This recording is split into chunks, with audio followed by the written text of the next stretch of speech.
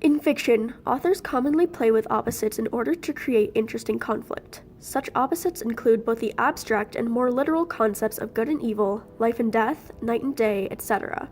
In the novel Life of Pi specifically, author Jan Martel uses opposites such as humans and animals, night and day, and life and death to portray more abstract concepts like truth and belief, despair and hope, survival and morals, plus more.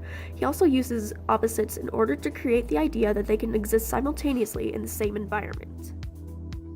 Truth and belief is one of the biggest ideas throughout Life of Pi.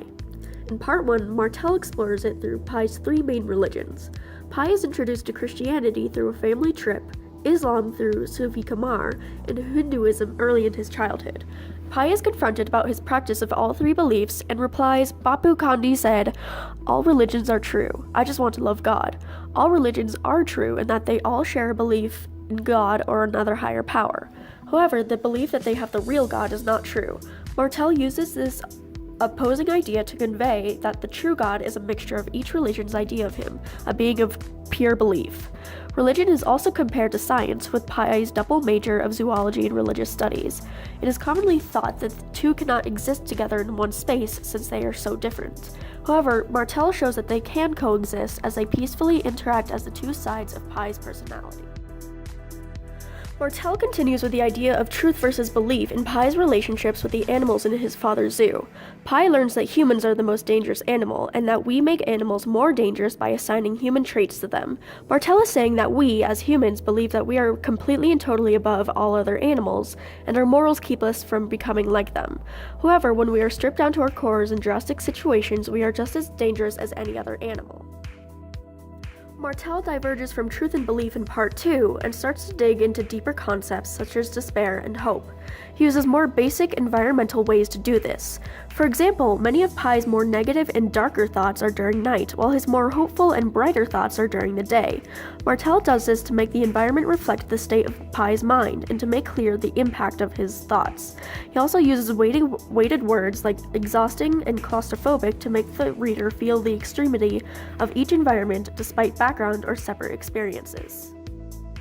The last part is the most subtle in Martel's use of opposites, but it focuses on comedy and tragedy along with survival versus morals. Pi's conversation with the two Japanese officials is simultaneously humorous and sad, as Pi makes jokes in between describing the ordeal he went through. Martel does this to show that happiness can be found even in terrible times, when we are at our lowest. He also uses this format to imply that we deflect tragedy through comedy, as we cannot deal with constant despair. Pi's human version of the story then makes a powerful commentary on our survival instinct and morals.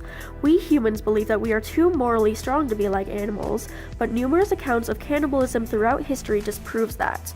Martel shows that once we are put into a situation where our survival is threatened, our morals transform and we turn into the animals we fear.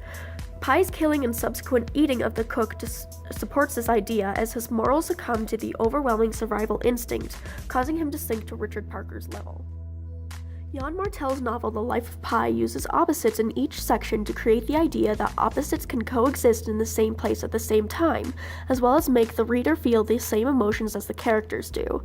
Night and day, animals and humans, truth and belief are all ideas conveyed within the pages of Martel's novel. Through doing this, Martel has made a highly emotional and engaging novel in which audiences of all kinds can enjoy and understand.